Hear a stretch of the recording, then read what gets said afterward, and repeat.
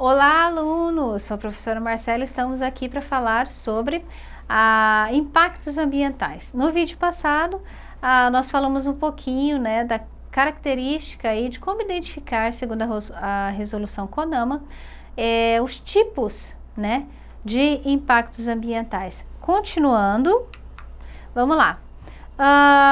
Você também pode identificá-los como impactos temporários ou permanentes, né?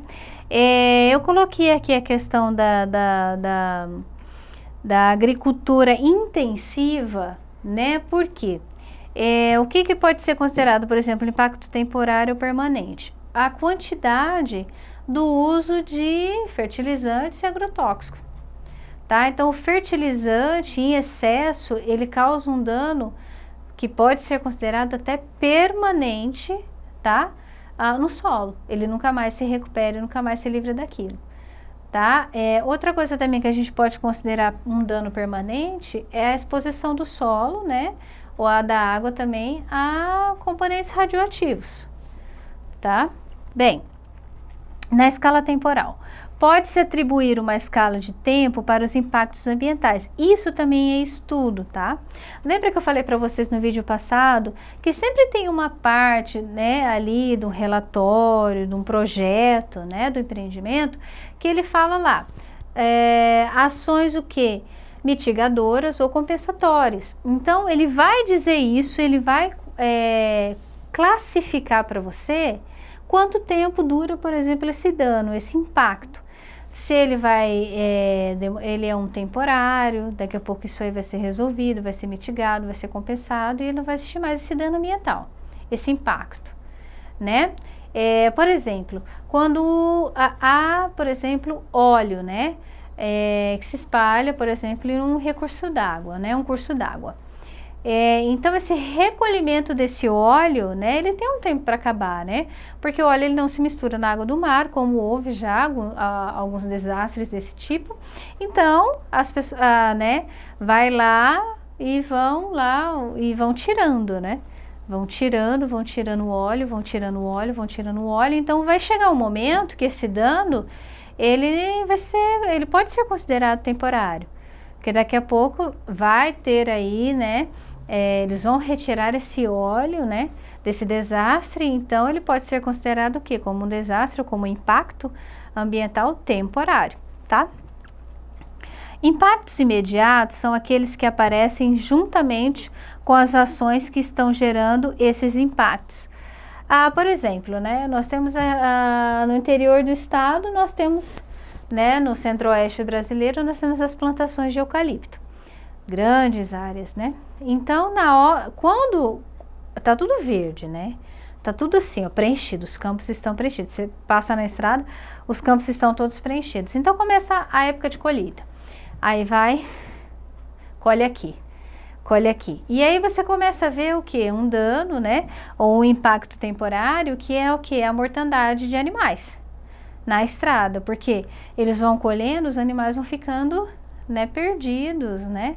Porque ali era moradia, ali era lugar de conseguir alimento e tal. Então, na hora da colheita, de tirar essa cobertura vegetal, né, de eucalipto, eles se perdem e acabam atravessando a estrada e são atropelados. Então, isso pode ser considerado o quê? Que esse é um impacto ambiental, o quê?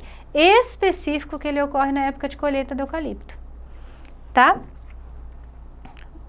Aparecem juntamente com as ações que geram, tá? Os impactos de médio, tá? Vocês estão vendo aqui, ó, que ele caracteriza o médio como meses e o longo como anos, tá? Prazos são os que aparecem após um determinado tempo. Não são instantâneos como os impactos imediatos, tá?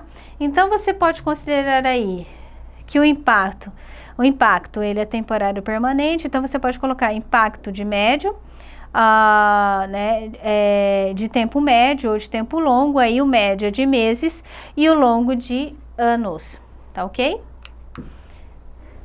Bem, impactos reversíveis ou irreversíveis, tá? Aqui eu coloquei o que? Uma área o que? De desertificação, tá? Como nós já falamos também na disciplina de geografia e tudo mais, a exaustão, tá? A exploração máxima do solo. né? Então, o que que acontece? Ele não tem tempo hábil para se recompor, se renovar. Geralmente, a agricultura intensiva, né? Ou a monocultura, aquilo que só cultiva uma coisa, e ele não consegue se recuperar, então ele vai para pasto, e mesmo assim, às vezes, ele não consegue se manter, se reestruturar. Então, ele começa a se desertificar. Por quê? Ele não tem mais cobertura vegetal, então a precipitação já é pouca, tá? Então vem o vento, então começa a ter o quê? Isso aqui a gente pode chamar de vossoroca, que são aqueles buracos, né, que abrem no meio do terreno. Então abrem aqui, você tem uma queda, aqui você tem outra queda, então acaba criando uma paisagem de deserto, similar a deserto, tá? Muitas regiões do sul já estão classificadas assim, tá? Então você olhando isso aqui, você acha que isso aqui pode ser reversível ou irreversível? Lembrando que todas as ações, os empreendimentos, tá? Que eu falei para vocês, das ações mitigatórias ou compensatórias, elas precisam de, ó, investimento para ocorrer, tá? Não é assim que a indústria ou a empresa, ela vai falar assim, ah, o meio ambiente faz a parte dela. Não. Ele precisa reflorestar, vamos imaginar que ele precisa reflorestar uma área. Então, isso é barato? Não, não é barato. Porque você, para reflorestar, você precisa de mão de obra, você precisa de adubo, você precisa de irrigação, você precisa de um tempo hábil aí para poder fazer essa recobertura vegetal, tá? Então, isso tudo, essas ações mitigatórias ou compensatórias que os empreendimentos levantam a bandeira e falam, não, nós vamos fazer e tal, e que são aprovados e tudo mais, demandam tempo e dinheiro e investimento, tá? Bem, mas se eles não fizerem isso, eles não conseguem a licença para instalação e tudo mais. Bem, impactos reversíveis ou irreversíveis. Reversibilidade é a característica representada por uma capacidade de se reverter, ou seja, da natureza em se recuperar, tá? Ou não ao dano ambiental, ou seja, o ambiente afetado tem ou não condições de retomar ao seu estado anterior. Geralmente nunca fica igual, né, gente? Vocês sabem disso, né? Por mais que a gente pode falar, por exemplo, que uma área ela é reflorestada, aquela cobertura ou a mata primária que a gente fala, né? Ela nunca será igual uma mata secundária, tá? Até mesmo pela idade da flora, pela quantidade de fauna, né? As espécies disponíveis e tudo mais, não se iguala. Mas é uma ação, como eu falei para vocês, mitigatória, compensatória, um jeito de compensar o estrago que foi feito primeiramente, tá? Um caso de um impacto irreversível seria, por exemplo, a extinção de determinada espécie. Um impacto reversível seria o desmatamento de determinada área, como eu falei para vocês aqui. Sim, você pode retomar. Então, por isso que existem projetos, tá? Por exemplo, a gente pode... A questão do projeto da arara azul, do mico-leão dourado, das tartarugas, enfim, das tartarugas marinhas. Então, são ações que... Peraí, vamos interferir antes que acabe. Antes que seja irreversível acabar uma espécie, né? E vocês já sabem que todas as espécies, elas estão aqui interligadas por uma cadeia alimentar. Vocês já estudaram isso, né? Então, se você tirar uma, o que acontece? Ela não fica mais redondinha, né? Então, isso tem consequências para o animalzinho que vem antes e o depois, tá? Então... Aqui você já sabe, então, vamos lá, com um exemplo aí, você técnico em meio ambiente, fala para mim um exemplo de impacto irreversível. Então, o quê? A extinção de determinada espécie, seja de flora ou seja de fauna, tá ok? Bem, aqui, tá, gente? Essa foto bem, né, nojenta. Propriedades cumulativas ou sinérgicas dos impactos. Cumulatividade e sinergismo refere-se à possibilidade de um impacto ambiental somar ou multiplicar, sendo os cumulativos, ou seja, um impacto sobre o outro. Eles se acumularam, né? No caso, por exemplo, você tem ali indústrias, você tem um corredor industrial, por exemplo, em determinada cidade, que vamos supor, que cada indústria, cada fábrica lança um dejeto no rio, um determinado produto químico diferente. Então, o que acontece? Lá no final do rio, você vai ter um acúmulo de o que? Substâncias químicas jogadas de dejetos, enfim, sem tratamento, no rio. Então, o que acontece? Houve um acúmulo de impactos, um sobre o outro, se acumularam, ok? Sendo os cumulativos aqueles que se acumulam no decorrer do tempo, são resultados de efeitos de combinação entre várias ações, tá? Então, vai juntando, né, uma ação com outra, o impacto com outro, né, sem sanção, sem ações mitigatórias ou compensatórias, tá?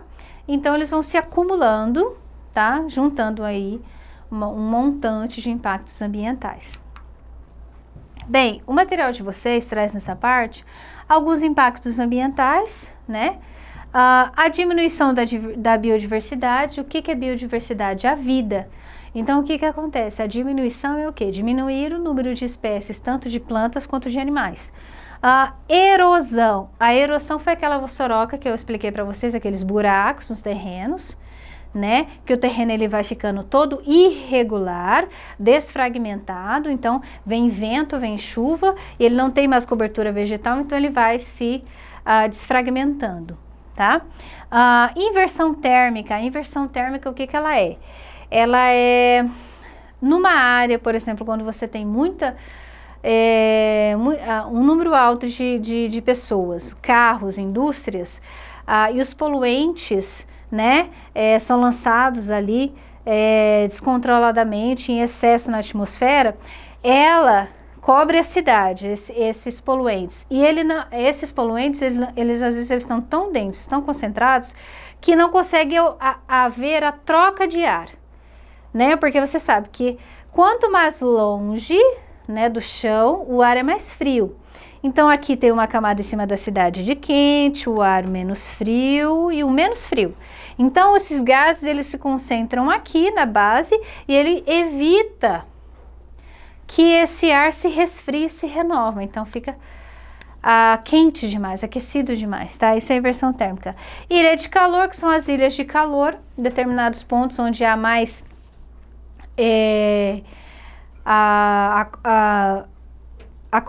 acumulação de indústrias, né? Pontos críticos, né? Lembra que eu falei para vocês, que eu mostrei para vocês a questão no mapa de densidade demográfica?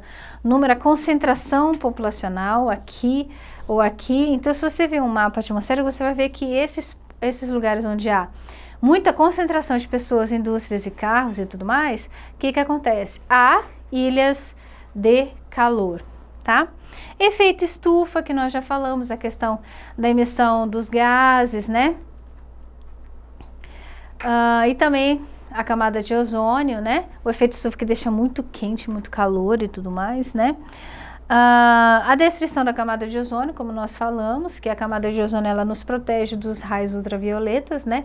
Ou seja, então se ela não consegue conter, os raios conseguem ultrapassar a atmosfera. Então, aqui ele deixa o quê? Um ambiente muito mais quente, né? A temperatura média, ela aumenta, tá? As chuvas ácidas, a concentração de gases tóxicos na atmosfera, né? E essa chuva, ela destrói as estruturas da casa, os carros, até mesmo a agricultura, as mudanças climáticas, entre outras, tá? O que fazer para diminuir os impactos ambientais? Aqui são algumas alternativas, tá? E, professora, eu posso considerar isso aqui, se eu tiver um empreendimento, se eu tiver que dar uma consultoria, eu posso considerar isso aqui como ações mitigatórias e ações mitigadoras? Com certeza. Tá? É claro que cada empreendimento é específico e tudo mais, né? Reflorestar as áreas desmatadas. Alternativa. Criar um processo de despoluição dos nossos rios e córregos, tá? Isso aqui através de processo químico você consegue. E recanalização, aí a questão do esgoto. A aplicação do desenvolvimento sustentável, conscientização. O uso consciente dos recursos naturais. Evitar qualquer tipo de poluição, isso também seria um pouquinho utópico, né? Mas enfim. Conscientizar as gerações futuras sobre a preservação ambiental. Criar leis que garantam a preservação ambiental. Nós temos essas leis.